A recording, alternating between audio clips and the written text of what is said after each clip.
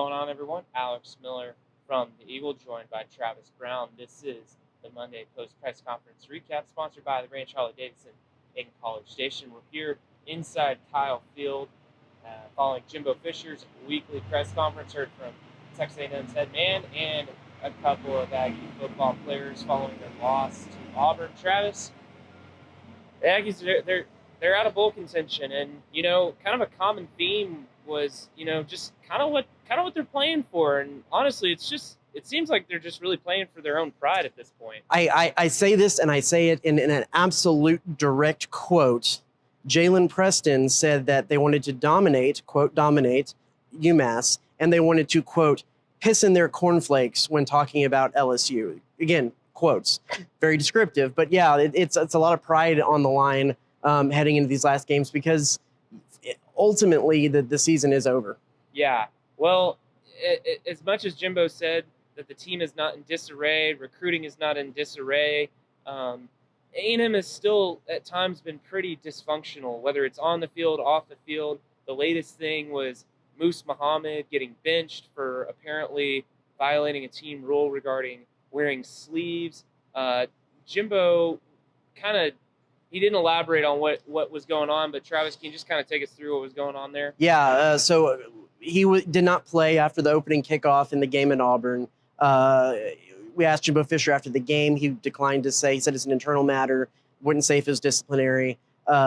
Moose then later came out and tweeted that it was because he was wearing arm sleeves. These you kind of pull them on over. They're not attached to a shirt. They're just sleeves. And that was against the team rule, and he was benched for wearing them for the rest of the game. So we asked Jimbo first to start off with if that was the case, to respond to the tweet that he put out, and he declined to do that and said it's handled, they've talked, and then they moved on. And then asked further, does he have a rule against arm sleeves? Which I think, if we want to extrapolate that and try to figure out why that could be a rule, you would think slicky Under Armour material, if you're holding the ball high and tight, it might create a little bit of a slicker surface and might be a ball security issue. Right. That being said, he also didn't want to elaborate on if that was a rule or not, but did say that Moose is available to play this Saturday. So we'll have to see if he's out there on the field and if he is or isn't wearing arm sleeves. Interesting all around, because A&M players have worn arm sleeves in different games, Moose Muhammad included, at different points of the season. And I get it. Cold weather, maybe it's been a little damp. In a game like that, you don't want to risk losing the ball. I remember in high school, coach would say, "Hey, if you're going to wear sleeves on Friday, you got to practice with them during the week."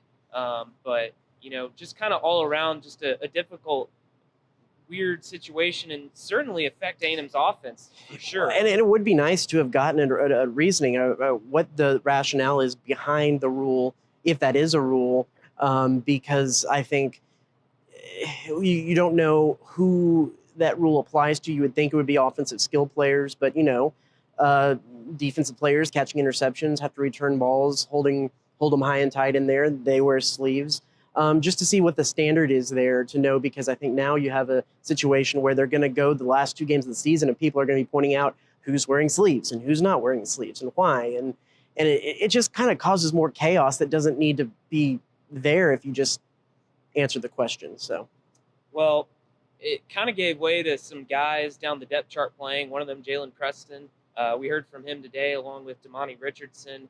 And those are 2 guys that are fourth-year players, came in at the same time, and they have a chance to come back next season. But it seems like their future kind of a little uncertain right now if they're going to come back or not. Yeah, they said they need to sit down and talk with their parents after the season and see how that goes. I would think Jalen Preston would be a guy who would come back. Right. Maybe would have a little bit bigger of a role on a team, being one of the older guys. Damani Richardson was a question mark maybe coming into this season and came back. You would think that he's put enough film on there that he could go. But again, it all kind of comes down to a little bit of going into the spring, seeing what kind of grades they're getting back from, seeing what kind of conversations they're having with people, and who's in their ear, who's in their circle in their ear, and telling them, advising them what to do. You've seen plenty of players here at A&M in the past who have left early and it worked out well for them. And you had guys that left early and you thought, I don't know, maybe, and it didn't work out well for them. So will be interesting to see. There's a lot of decisions. One of those guys you would have to think is Devon Achane, the running back, who didn't Right. play in the Auburn game with a boot on his left foot. Jimbo Fisher would not talk about injuries. He kind of gave a blanket statement to say that everybody was day to day, but asked directly if we would expect to see Devon Achane back playing this season, Jimbo Fisher said yes. Yeah, certainly interesting to see what's going to happen with Devon as the months unfold. Curious to see how track plays into that equation too, especially after the spring that he had this last year. Really, really kind of took off there.